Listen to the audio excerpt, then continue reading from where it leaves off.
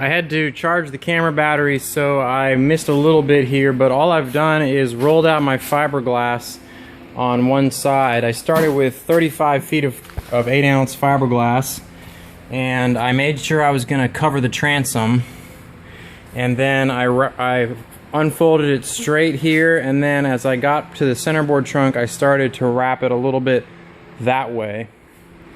And so I'm just barely brushing the floor, and so the glass came out like this, sweeping along the side of that hull, and then I trimmed it about 1.5 inches past the keel. What I'm going to do next is wet out the glass down the keel line, and then go ahead and get my second piece of fiberglass in place. And I'm doing this right over my wet filling epoxy. And you could argue that I might be pulling a little bit of filler out of the gaps, but I just don't have time to wait for epoxy to dry, so I'm just putting the glass right over top, and it's going to turn out fine. So I'm going to wet down the keel line, and then I'll unroll that next piece of glass.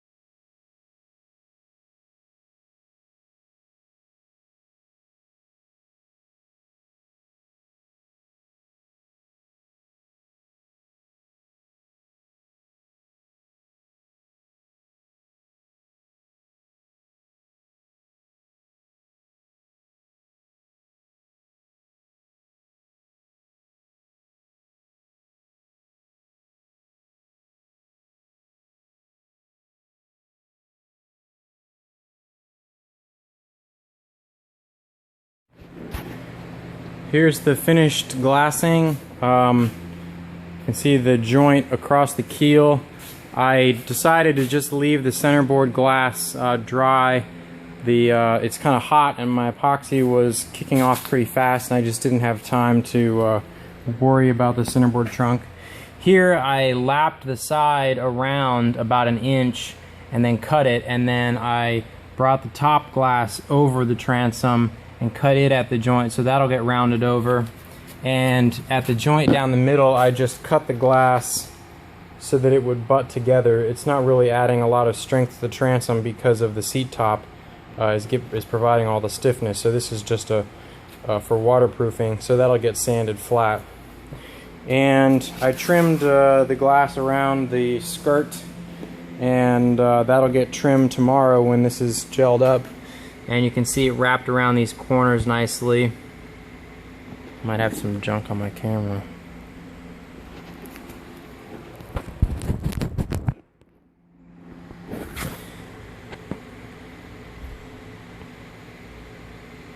There's a shot of the corner there. I applied most of the epoxy on the bottom with my rubber squeegee, and then squeegeed it smooth. And most of the epoxy on the sides was applied with a foam roller pretty heavily, and then squeegeed vertically down to get rid of excess epoxy.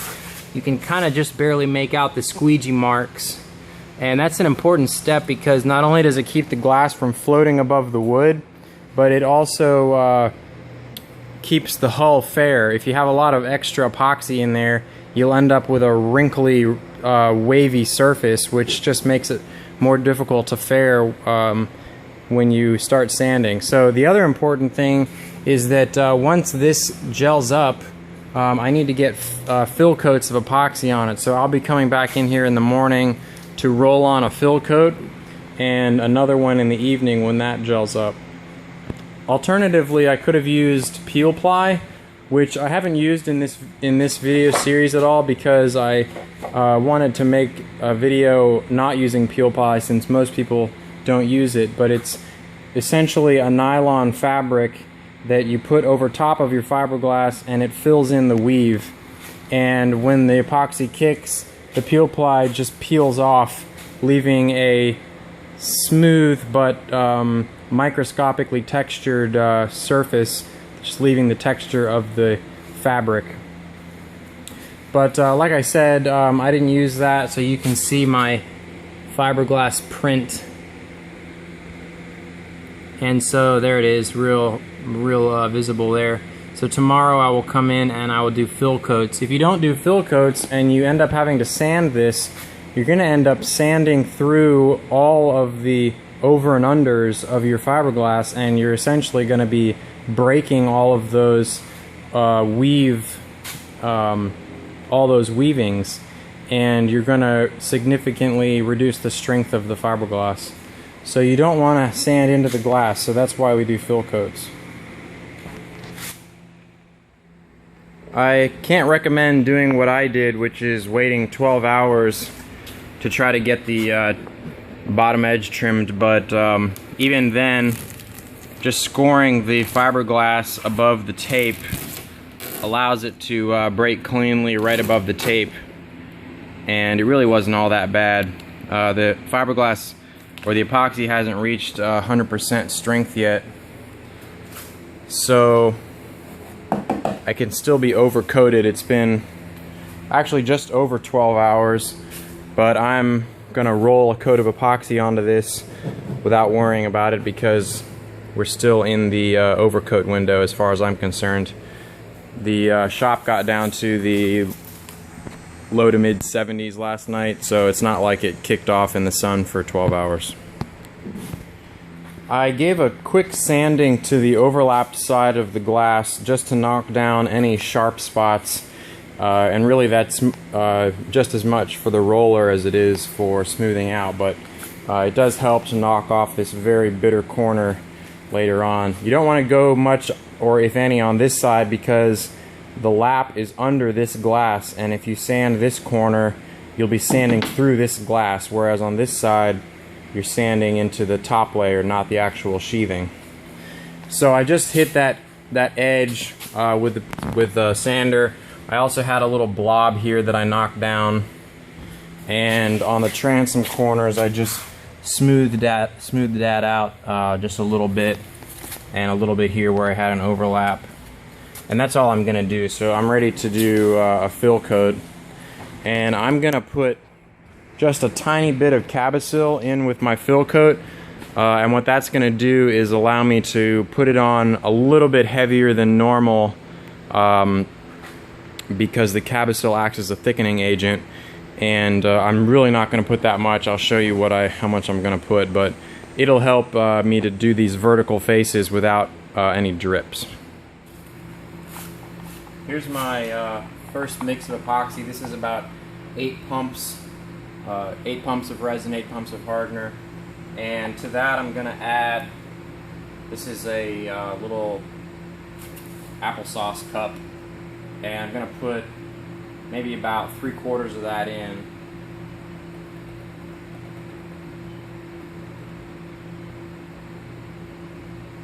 Maybe 2/3 of it in.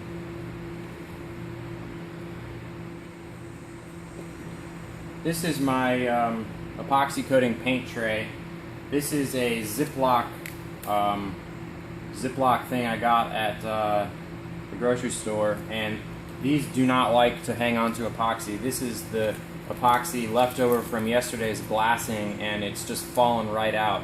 I've probably used this now 5 or 6 times, and it's just got a block of wood taped to the bottom of it to give it an angle. And sometimes you get a little bit around the edges that you have to kind of break off, but for the most part it just comes all the way out. And so this is a new clean bottom, and I'm going to use this as my paint tray for the fill coats. Now this is a pretty large mass of epoxy, so you want to work fast to get this rolled onto the hull.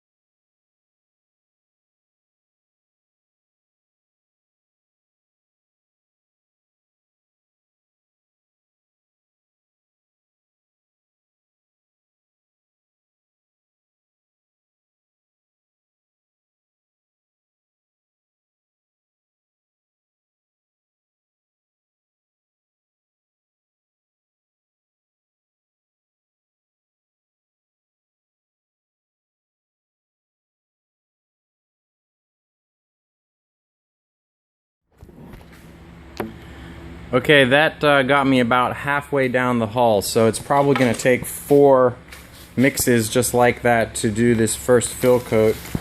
And I can hopefully show you the difference here.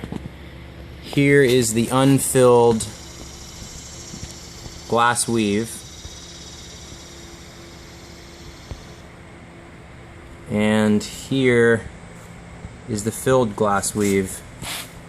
I hope you can see all the epoxy that's filling the weave there, as opposed to here. You can really make out the over and under fiberglass pattern, and over here it's like it's been flooded. And I'm using a squeegee because I don't want to just build up more epoxy on top of that over all those little over peaks. That's just going to be more sanding. So I'm using a squeegee to flatten out what I put down, and the second coat I probably won't have to squeegee. I can probably just roll it on and it'll be a much thinner coat, but this one I really wanted to fill the weave. You can start to see how peel plying the hull makes a lot of sense, because it fills the weave automatically when you put the peel ply down and you roll all the air bubbles out. You're left with a flat, smooth finish. But if you don't have peel ply, this is the way to do it. The Corsound 15's been sitting for about a week with the hull glassed, and I just picked up my Anderson baler from B&B this week, and so today we're going to try to get the cutout made for the Anderson baler. I'm going to finish up some glassing that I want to do on the edges of our trunk cutout, and we're also going to try to get our keel strip glued down. And once those things are done, we're ready to prime the hull. Okay, the first thing we need to do is figure out where the Anderson baler goes, and for that we're going to climb underneath the boat.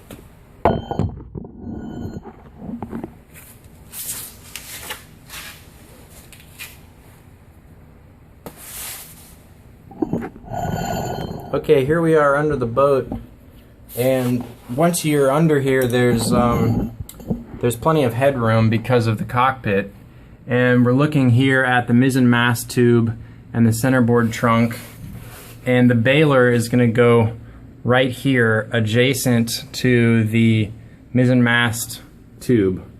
And the baler comes with a paper template, and so I'm just going to put that up there and mark the 4 corners, and then we're going to drill through with a tiny drill bit to mark the position on the outside of the hull. So I'm going to do that now.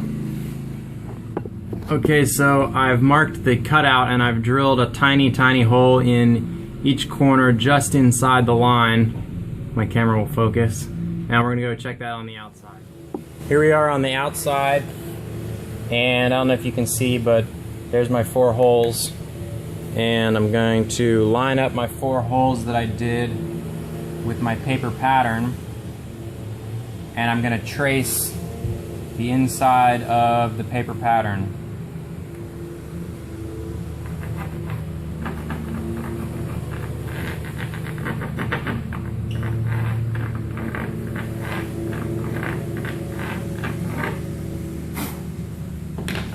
So there's our cutout.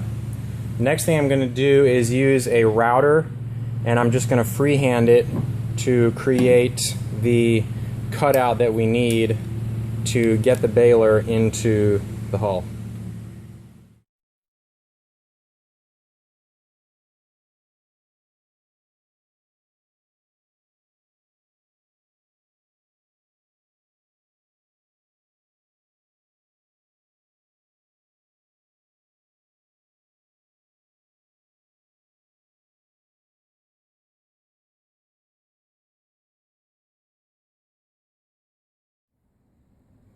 I've gone ahead and sanded the area around the baler so my pencil lines will show up better. And now we have the baler fitting in there. The next thing I'm going to do is make a larger cutout to accept the flange around the baler so that the outer face of the baler will be flush with the hull. And I'm also going to double check that the baler is in line with the keel so that I don't have any excess drag. I'm just lining it up with the gap in the hull. And now I'm just going to trace around the baler.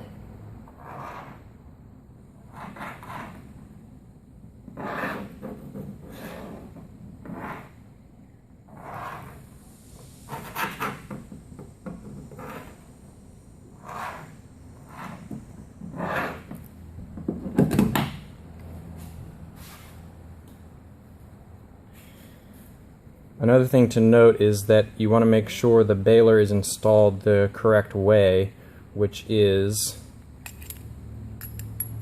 with the angle piece facing the bow. So the little flap should be pointing towards the transom. There it's in the up position, there it's in the down position. Okay, the flange on the baler is about 60 thousandths thick. So technically that's all we need, but we have to remember that we're going to have to epoxy coat this flange, and I may even put a piece of 4-ounce fiberglass in there to really seal it up.